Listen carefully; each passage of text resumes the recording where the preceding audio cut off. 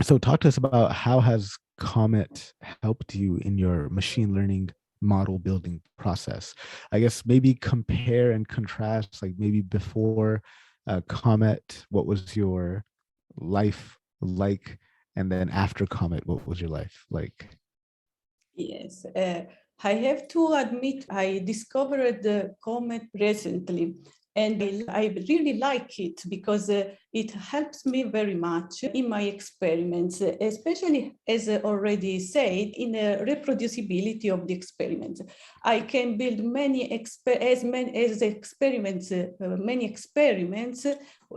with the same code. I can change only some parameters, and the Comet for me, I really like it. Before Comet, I did all the things manually. I built my graphs and my report manually. Through Comet, it's simpler. I suggest you to try it. I have only recently discovered also that Comet provides also an interesting thing, that the next interesting feature, which can be used to build different experiments for your model, to tune the parameters of your model. It's very interesting. I'm studying, and I don't know everything about the Comet, but I like to learn it. And so stay tuned for in my blog. You will learn other article on a Comet because I really like it.